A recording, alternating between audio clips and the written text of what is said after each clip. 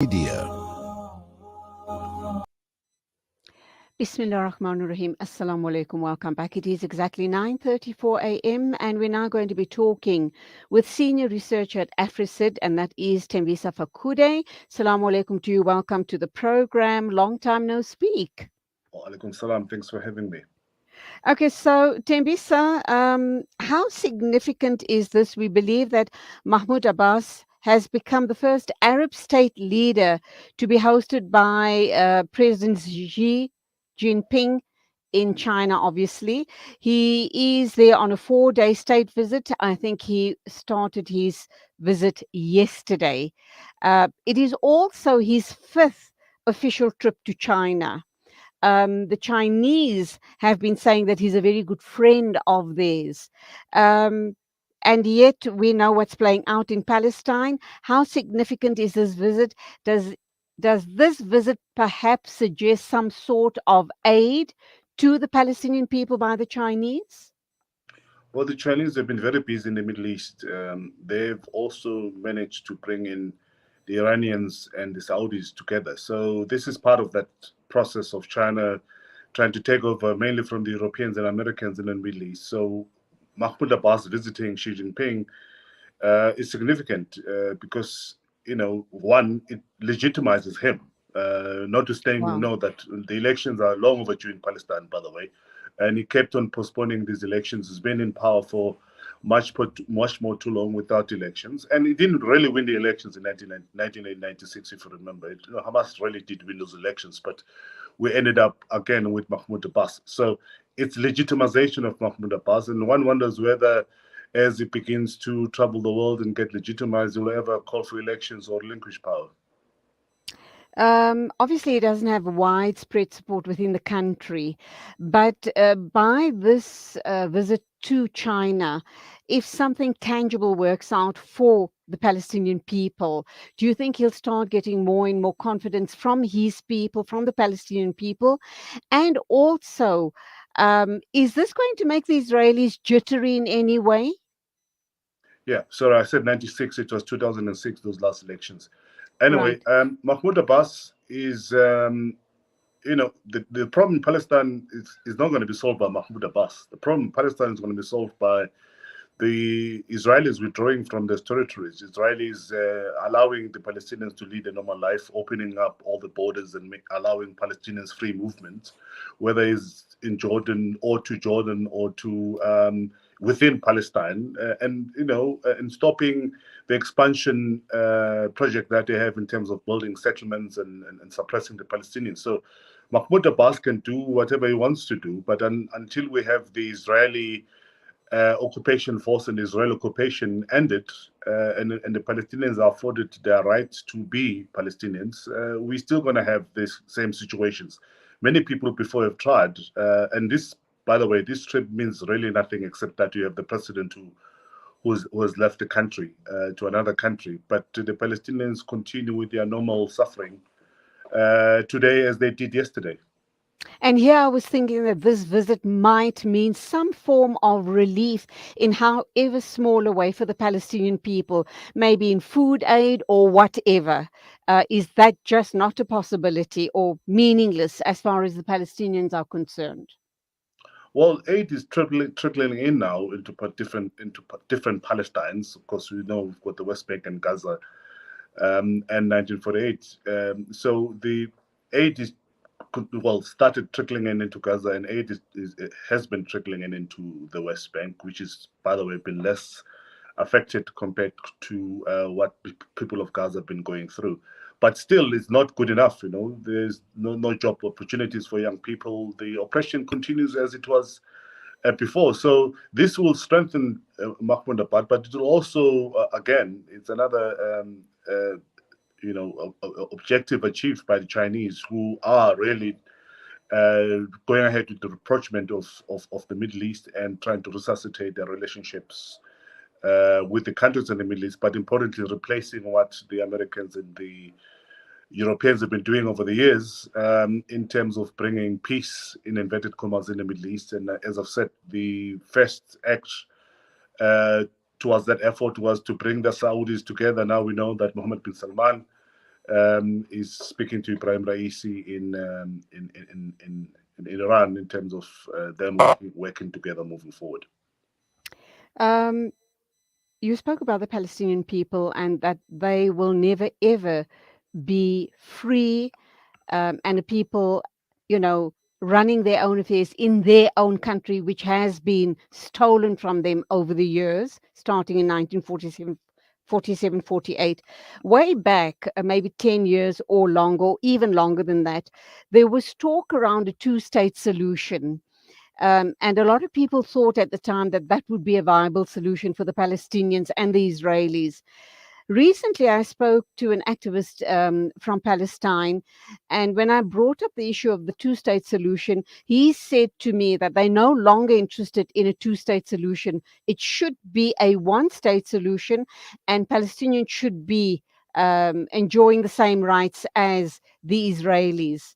Do you think that that will ever be possible in the near future or the distant future, so to speak? Well, it was the Israelis who have actually pushed the Palestinians to the current position, notwithstanding, of course, that many Palestinians have always been talking about one state solution.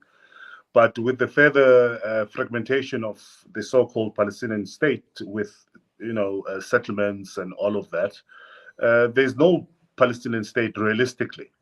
How are you going to create a Palestinian state geographically? Because you've got all the smallest townships and pockets of land that belong to the Palestinians amidst the growing settlements by the Jews. So it's geographically not possible to even draft a map or a border that will represent the so-called Palestinian state. So the best thing to do right now is to indeed have a one state that will have all of these people living in it. What I think we need to start talking about is to start talking about a proper political engagement between the Palestinians or all the people who live in Palestine, including Jews, Christians, and Muslims, so that they can achieve a country like ours that we have in this country, South Africa, where it's a one country with different peoples. I know it's difficult and to many people is a pipe dream, but that's what the Palestinians must continue pushing for, because geographically it's just an impossible mission to have a Palestinian state. If you really look at the expansion of settlements since 1948 till today, you can't have a country like that. There's no country like that in a map in the world, where you've got small little pockets everywhere where Palestinians are living, and then they're surrounded by the wall, and the next uh, door is a Israeli settlement, etc. So it's a very clumsy. I mean, I know that Donald Trump came up with an idea of having a bridge from Gaza into the West Bank, but that in itself, it's also problematic. The Palestinians will never allow that. You still have walls, and the walls are still going to continue demarcating the Palestinians from the land that was stolen by Israelis, which most of which has become Israeli settlements. So until that, well, I don't see that being rectified. The only way you can rectify it is by having one Palestinian state, put down the walls and let the people live. Yeah, when you talk about walls, what comes to mind for me is the Berlin Wall, the mentality around the Berlin Wall, and just how that separated people way back in the era of World War II. I mean, it was absolutely shocking how it tore families apart. And it seems that the very same peoples, their forefathers or their ancestors were behind all of that, and they now come into the Middle East and they come with the same mentality, building up walls and barriers and checkpoints and the like, just to humiliate and push the rightful owners of the land deeper into the ground of hopelessness and helplessness. Let's just get back to Mahmoud Abbas. Any comment on what I've just said now? No, true. I totally agree. But of course, we forget that some of the enablers of the current situation are Arabs themselves, True too. True and too. South Africans, of course, are very cautious on condemning Arabs, because most of us want to go for Umrah and Hajj, and we don't want to offend the Arabs. But if you look at the normalization process and these Abrahamic Accords, we know, for example, right now that Mohammed bin Salman in Saudi Arabia is really thinking hard of normalizing relations with Israel. You've got countries such as, United Arab Emirates, Bahrain, Morocco. All of them are normalizing relations with Israel. Bahrain went to an extent of hosting an Israeli day, a Nakba, in other words. They Absolutely. had Israeli president and all the high officials opening an Israeli embassy, and they had a party, and they were playing the Israeli national anthem. So, and these people are never condemned. And I think we need to start having radio shows that will talk about the evilness of people such as Mohammed bin Zayed, who are Absolutely. the leaders in terms of normalization. But we never do, Mhm. for one Well, reason or another. One of the, maybe you and I should sometime in the future, inshallah. We need to set aside a lot of time for a discussion like that. And the word there is collusion, collusion at a price.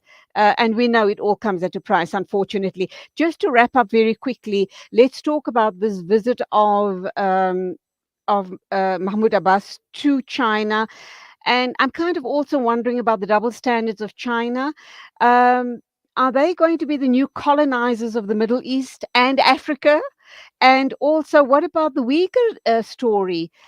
China is hosting Mahmoud Abbas and are sympathetic to the Palestinian cause, or so I understand, but they forget the atrocities that they are perpetrating on their own people, the Uyghurs. Yeah, well, China is in business. China is all about making money. China is all about whatever foreign policy they employ is all about facilitating business. The story of Uyghurs, we forgot about it. Whilst, for example, in South Africa, we're screaming and shouting about Vladimir Putin, another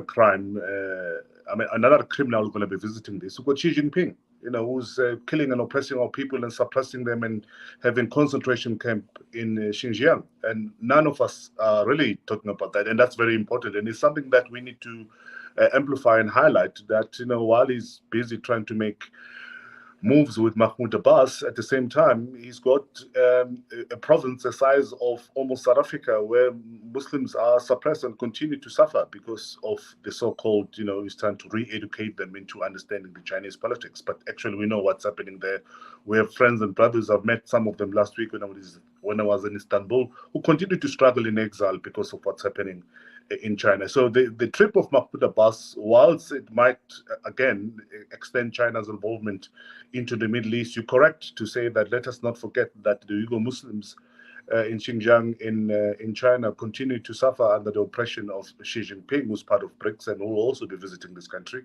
And one hopes that alongside the protest that will be directed at Vladimir Putin, we'll have Muslims also having protests directed both at Modi and Xi Jinping, because both of them are oppressors of Muslims in India and China, respectively. Well made point indeed. You and I need to have long discussions about all of these issues. There's never enough time to delve deeper. I mean, we start off talking about the one issue and we know that it is, it's really global. The tentacles are all around the globe. So look forward to, an in-depth discussion with you sometime soon. Thembisa Fakude, shukran very much for your insights. Go well and salamu alaikum to you. Wa alaikum salam wa rahmatullahi. It is 9:47 a.m. That is, of course, South African time. We're crossing over to the Holy Lands, and we are now ready to speak with Hafiz Mahmoud Khatib. And we're going to be talking about a very interesting aspect of Hajj, alhamdulillah. So please stand by for that.